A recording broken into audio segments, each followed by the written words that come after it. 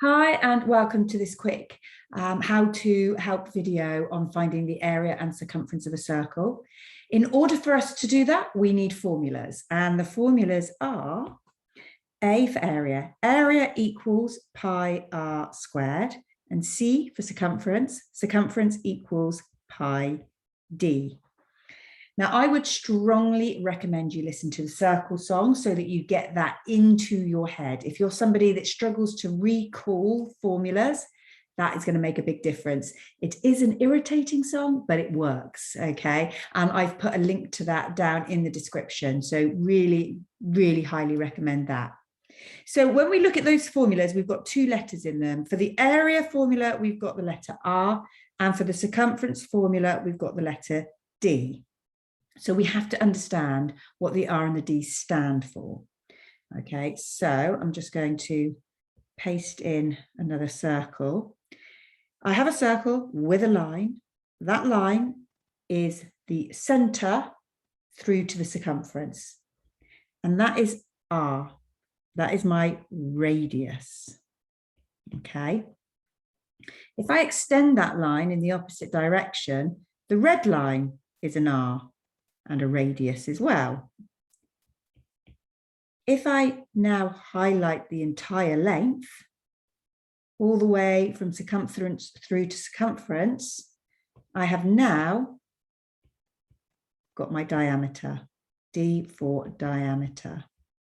So a diameter is twice the length of a radius, or you could argue that a radius is half the length of a diameter. And it's really important we get those the right way around, because again, if we're getting in a muddle there, then we are risking those marks, we're risking going wrong.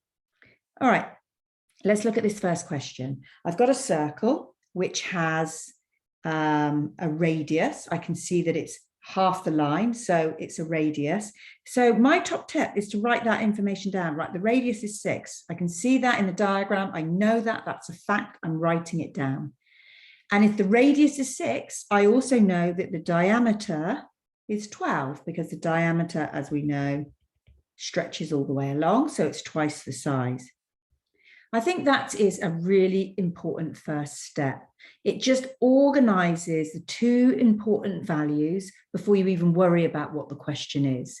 And then you can just pick the one you need. So I'm going to say that we're going to find the area. So area is pi r squared. So my area is going to be pi times whatever the radius is. I go to my key, find that the radius is 6. And I put in 6 squared. 6 squared is 36, so I end up with 36 pi.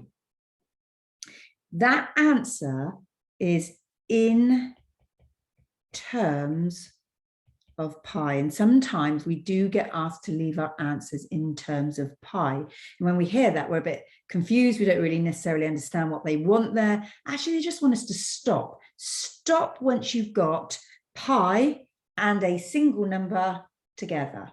And that's what we've got there. So that is in terms of pi.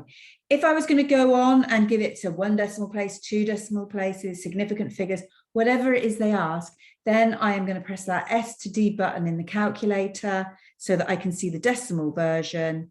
And the decimal version for this is 113.097, and on it goes. And we'll just round to 1 decimal place. So we've got that. The area is centimeters squared, so let's not forget our units either. So that's how we would find the area for that particular circle. If it'd been a circumference question, then I would have written C equals pi d. Always write your formula. Don't take shortcuts. If you can see what it is you need to do, it's a lot easier. Here I can see I need my D. I go up to my key and I can see that my D is 12.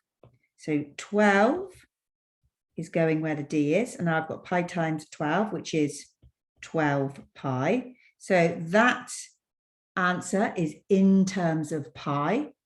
If I change it into my decimal version, pressing that S to D, then I get 37.699, and on it goes. So to 1 decimal place, just move that up a little bit. It's going to be 37.7. Now this time it's a circumference, which means it's just a length. Imagine just having a long line and then like a piece of string. So a piece of string, and then you just shape it into a circle. It bends no problem and it creates a circle, but I can unfold it and make a straight line. It's just length. So it's centimeters as our unit. And that is it really. As you must know your formulas, you must identify your R and your D, and then it's just pop everything in from the diagram and you're good to go. So that is your quick how-to on doing the area and circumference of a circle.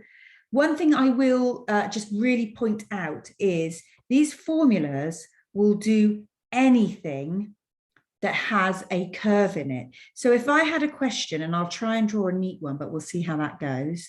If I had a question like this, so I've got that there, and then I'm going to curve that round. Not bad at all. That is called a sector. It's a fraction of a circle.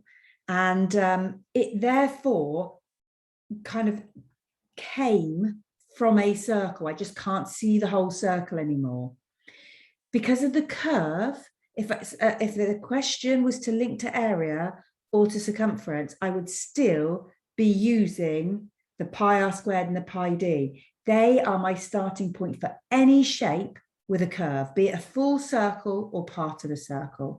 And if you're interested in knowing how to do sectors, then we have a video on that, just a quick how-to again, and I will also link that into the description. All right, well, thanks for watching, and hopefully you have found this useful.